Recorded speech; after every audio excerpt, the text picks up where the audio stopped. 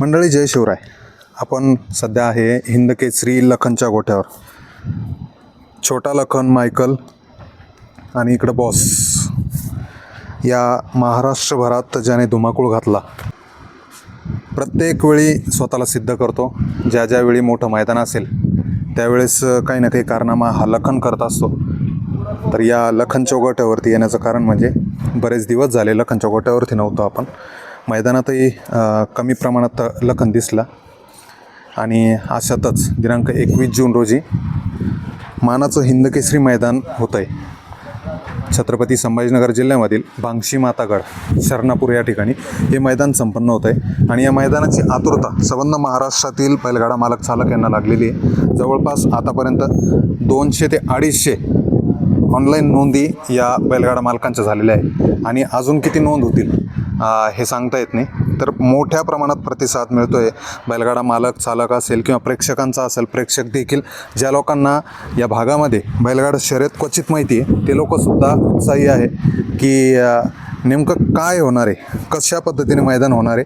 कारण की इतक्या मोठ्या धर्तीवर आणि इतक्या मोठ्या स्टेजवर हे मैदान संपन्न होणार आहे. त्याच्यामुळं उत्सुकता ही शिगेला पोचलेली आहे आणि अवघे 4 ते 5 दिवस शिल्लक आहे. त्याच मैदानाविषयी, त्याच मैदानात काय कामगिरी असणार लखनची, या सगळ्या प्रश्नांसाठी आपण सध्या लखनच्या गोठ्यावरती आहे. आणि लखनसोबत आहे सध्या करोडी गावचे उपसरपंच सोमनाथ भाऊ. भाऊ नमस्कार. नमस्कार भाऊ, काय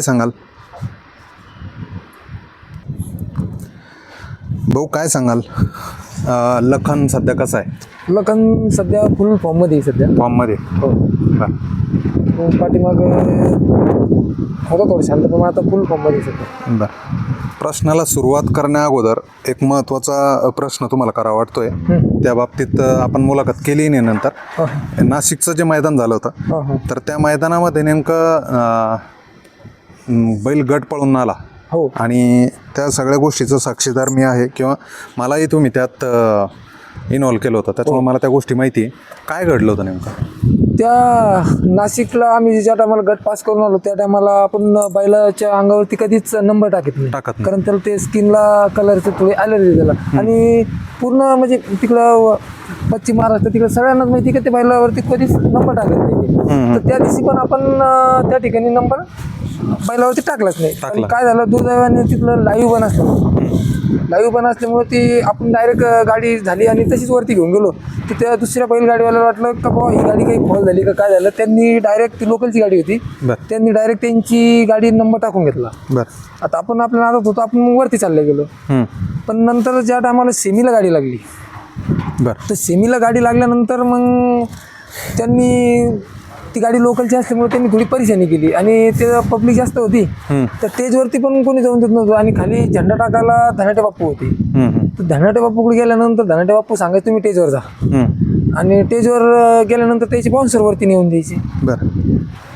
तर ती गाडी लोकलची असल्यामुळे ते थोडी धामधूम करत होते, म्हणजे भाऊ आमची गाडीचं हे झालेलं आहे, ते झालेलं आहे. आणि आपलं लाईव्ह पण असल्यामुळं ते आपल्याला बी जास्त तिथं काही लई. पण मग दुर्दैवाने सँडी भाऊ न्यूज चॅनलवाले आम्हाला भेटले तिथं खाली भेटले. त्याला वरती एंट्री असल्यामुळे ते वरती गेले, त्यांनी ते बोलले, तिथं थोडंसं बोलले. मग त्यांनी वरतून अनाउन्समेंट करून दिलं आणि मग आम्ही खाली गाडी त्यांनी आम्हाला झुपायला लावली. नक्कीच तो विषय ज्यावेळी तुम्ही कानावर टाकला त्यावेळेस मी मोरे सरकारांना बोललो आणि मोरे सरकारांनी देखील तत्परतेने तो कुठेतरी निकाल हा जाहीर केला आणि सांगितलं की जी गाडी एक्स्ट्रा त्या ठिकाणी तासावर आहे ती गाडी बाजूला करून लखनला त्या ठिकाणी पळण्यास जागा द्यावा, हे सुनील मोरे सरकारांनी सांगितलं होतं. आणि अत्यंत त्या ठिकाणी मी तर आभार मानल विलास पैलवान यांचे देखील आणि सुनील मोरे सरकार यांचे देखील. आता 21 जून ज्या मैदानाची उत्सुकता लागलेली आहे आणि आतुरता आहे आणि तुमच्या गोठ्याजवळ आहे, तर त्या मैदानाच्या चर्चेकडे जाऊया. कशा पद्धतीने नियोजन करण्यात आलेलं आहे? त्या एक तर सर्वात प्रथम उत्तर महाराष्ट्रामध्ये सर्वात प्रथम पहिलं मैदान भरतंय. विदर्भ, खानदेश या सर्व भागामध्ये सर्वात प्रथम एवढं मोठं मैदान पहिलं भरतंय.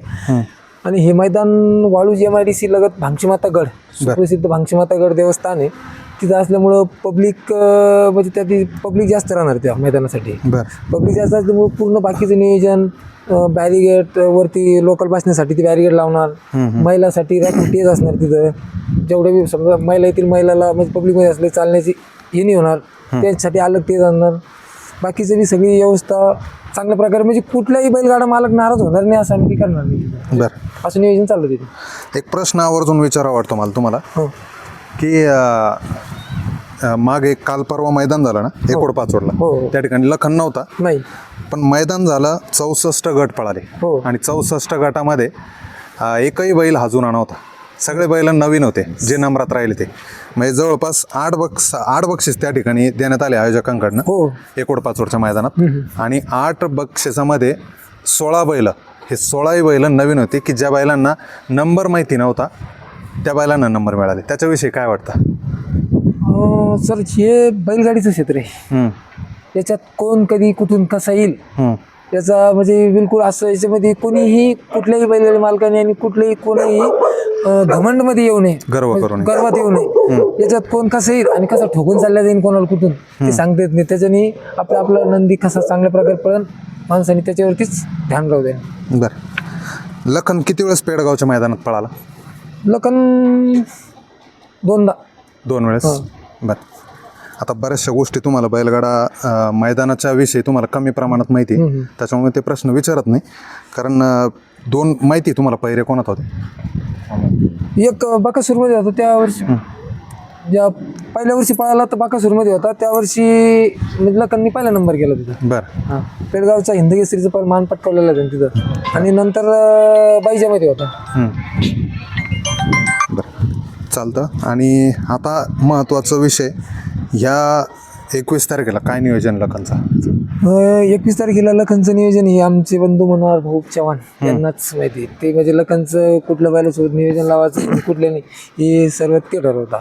बरं त्यांची पण मुलाखत घेऊ आपण. पण तरी देखील कुठल्या भागातला बैल पळणार, म्हणजे विदर्भातला की मराठवाड्यातला की पश्चिम उत्तर महाराष्ट्रातला? ते नाही सांगते ना कसं, ते अजून सस्पेन्स. नाही. कुठले बैल पळणार आहे? बैल आपल्या ह्या समजा भांगशीमाता संभाजीनगरच्या मैदानासाठी MP वरतून शहरात ते सर्व बैल येणार. नागपूर, नाशिक, संभाजीनगर, जालना इकडं. नाही हे बैल पळणारच आहे, पण याच्या व्यतिरिक्त मायकल असेल किंवा छोटा आपले लखन बैल छोटा लखन पळणार, मायकल पळणार आणि त्यांचा बॉस पण पळणार. बरं बॉसवर सगळ्यांचं लक्ष आहे, कारण की ज्या बॉसची महाराष्ट्रभर चर्चा आहे तर त्या बॉसवर लक्ष राहणारच. आणि त्याची कामगिरी ही कशा पद्धतीने काम करते, काय चालू आहे बरं आता, कशा पद्धतीने त्याची फिटनेसवर फोकस करता तुम्ही? त्याची फिटनेसवरती म्हणजे त्याची खिलाई पूर्ण जशी आमची रेग्युलर, म्हणजे आमचं कसं माहिती आहे का भाऊचं, बैल पळो किंवा आपला समजा पळतो नाही पळतो तरी खिलाई कधीच कमतरता पडून देत नाही. बरं तू त्याला डाळ शेंगदाणे ते सगळं. सकाळपासून रुटीन कसं राहतं त्याचं? सकाळी त्याला उठलं त्याला पहिला आटा दिला जातो. बरं नंतर मग दूध झाल्यानंतर मग ज्वारीचा चारा सुक्का. मग त्याच्यानंतर मग थोडं दूध पाणी. किती देता? दूध त्याला देतो 3 लिटर. 3 लिटर गाईचं? गिर गाईचं. बरं आणि मग संध्याकाळीच चारा वगैरे बाकी? दुपारी मग त्याला हिरवा चारा थोडा. चारा किती वेळेस दिवसभरातून? एक 3-4 वेळेस चारा देतो. 4 वेळेस चारा. संध्याकाळी पुन्हा 30 रुटीन दूध आणि 30 रुपये आटा वगैरे. आणि मग नंतर आमचे रोहन आणि ते चालून आणतात रोडपर्यंत थोडं डेली. हो डेली. आणि फेरे वगैरे किती दिवसातून घेता? फेरे म्हणजे आता थोडं दिक्कत, म्हणजे थोडं हे व्हायला लागलं. त्यांनी जेव्हापासून बंदी घातली ना त्याला फेरीची गरज पण पडत नव्हती. पोहण्याची सवय आहे का लखन? पोहण्याची सवय आहे डेली कधी पोहू शकतो. किती दिवसातून तुम्ही गॅपवर कसं ठरवता? 1 महिन्यातून 1-2 महिन्यातून 1-2 पोहणे देता. बरं रोहन पण आहे आपल्यासोबत. रोहन नेहमी लखनची काळजी घेतो, त्याच्याकडे जाऊया. रोहन, सगळी जबाबदारी लखनची तुझ्यावर आहे आणि तू चांगल्या पद्धतीने पार देखील पाडतो. आता एकटाच काम करतोय. अगोदर 3-4 लोक राहायचे लखनच्या सोबत, पण आता एकटा सगळं बघून घेतो. त्याचं गोठ्यावर नियोजन तू एकटाच बघतो ना? हां सोमभाऊ आणि काय नियोजन राहतं बरं तुझ्याकडं? माझ्याकडे बैलाची वैरण गिरण, बैलाचं रतीप आणि बैल थोडं चालवून गेलो ते व्यायाम वगैरे. बरं कशा पद्धतीने किती दिवस झाले लखन सोबत आहे तू? आता बघा जवळपास मध्यंतरी वर्ष- नव्हता? हा मध्यंतरी नव्हतो. हां. तरी पण जवळपास वर्ष 1.5 वर्ष झालं. बरं. कसं लखनचा सांभाळ करताना काय नेमकं काय वाटतं? कारण एक हिंदकेसरी मानाचा किंवा बऱ्याच गोष्टी बरेच रेकॉर्ड हे लखनवरती आहे आणि ते रेकॉर्ड तुलाही माहिती आहे, त्याच्यामुळं लखनचा सांभाळ करताना काय वाटतं? आहे ते पहिल्यापासून टॉपचा बैल आहे आणि त्याची एक म्हणजे खासियत आहे की बैल नाजूक आहे. बैलाला चारा पाणी बरोबर टायमिंग शिरच पाहिजे. बरं. थोडी पण चुकी झाली का मग बैल बागुळ करणं बंद करल. ते थोडा प्रॉब्लेम येतो मग. बरं. पेडगावच्या मैदानाविषयी आपण सरपंचांना विचारलं की किती वेळेस पळाला, पण तो 1.5 वर्षापासून हां, सोबत 1.5 आहे. वर्ष बैल. आता पेडगावला तू गेला होता मागच्या वेळेस? हां, गेलो. मग बैलाचा थोडा पोटाचा प्रॉब्लेम होता. ते पेडगावच्या मैदानाच्या पहिल्या दिवशीपासून प्रॉब्लेम चालू झाला होता. तरी आम्ही डॉक्टरला दाखवला होता. तरी काय बैल क्लिअर नव्हता झाला. तरी पण बैल गटाला चांगला पळाला आणि सेमीला पुन्हा तेच बैलाचं जाम झालं होतं पोट, त्यामुळे सेमीला बैल थोडा कमीच पळाला. कमी पळाला. बाय. बरं, नक्कीच. यावेळेस इथं भांगशीगडाला मैदान होतं 21 तारखेला. हां. आता सगळी तयारी झालेली आहे? झालेली आहे बैल. ओके. बरं. चालतं, शुभेच्छा राहतील. आणि हे दोन्ही वाघ पण सज्ज आहे, छोटा मायकल आणि छोटा लखन हां, आणि त्यांचा बॉस. याच्या व्यतिरिक्त कुठले बैल आहे अजून? बस हे तीन एवढेच आहे ना? तीनच बैल तीनच आहे. बाकी सगळे बाकी सगळे कोणते नाही. पांडू बिंडू जे होते ते ऐकले. देऊन टाकले. बरं. आता ते दोन आहेत नवीन. द्या सरपंचाचा आवडता बैल पांडू. या सगळ्यांपेक्षा वेगळा पांडू होता. काय कोणाला दिला मग? पांडू कन्नडला दिला आपण. विकला का? हो विकला. बरं. का बरं विकला मग? तर बैल म्हणजे जास्त बैल झाले सांभाळायला सांभाळायची तकलीफ व्हायला लागली. हात पण फंड आहेत ना आता. आतमध्ये पण आहे? हा आतमध्ये पण 2 खोल. मग ते पण देऊन टाका ना. कशाला नेमकं सांभाळायचं? नाही नाही, एखाद्या बैलगाडा मालकाचा कुठेतरी फायदा होईल. आपल्याला तयार करायची ना आता कोणतं. तयार करायचे का? तयार करायचे आपल्याला. चालतं, शुभेच्छा राहतील आणि सरपंच. थांबा संजय भाऊ, तुमच्या माध्यमातून मला ज्या ज्या ठिकाणी सर्वात मोठमोठे मैदान भरते, मला त्या आयोजकाला एक सांगणं आहे का ज्या टायमाला तुमचे सर्वात मोठे मैदान भरते, जसं आमच्या सोबत नाशिकला घडलं. कारण काय होतं, अशा ठिकाणी जे समजा मोठे बैलाचे मोठमोठे शेट लोक आहेत त्यांना डायरेक्ट टेजवरची एंट्री भेटते. जो कुठेतरी गरीब बैलगाडा मालक राहतो त्याला त्या टेजवर येण्यापासून त्याला नाकारलं जातं, त्याच्यासोबत कुठेतरी अन्याय झालेला राहतो, तर त्याला त्या ठिकाणी तो न्याय भेटत नाही. तर तुम्ही कमिटीला एकच विनंती की तुम्ही तुमची माणसं खाली ठेवा. 2-4 जण तुम्ही तुमच्या टेजपासून तुम्ही खाली ठेवा, जेणेकरून ते बैलगाडा मालक त्यांच्याकडे जातील आणि त्यांची समस्या तुमच्या कानापर्यंत पोहोचतील आणि त्यांना ती कुठेतरी न्याय भेटेल. नक्कीच. आता त्याच दिवशी जर समजा नाशिकला आम्ही होतो, त्या दिवशी जर समजा आमचे युट्यूबर म्हणून सँडी भाऊ जर नसते भेटले तर त्या दिवशी आमच्यावरती पूर्णपणे अन्याय झालेला होता. पण त्याच 100% मैदानावर तिथं फोन लागत नव्हता महत्वाचा. आणि त्याच मैदानावरती जर आमचे भाऊ आलेले असते सोबत मनोहर भाऊ चव्हाण, तर हे डायरेक्ट टेजवरती असते. नाही, हा विषय फोन लागत नसल्या कारणानं आयोजकांची दमछक झाली, बैलगाडा मालकांची दमछक झाली.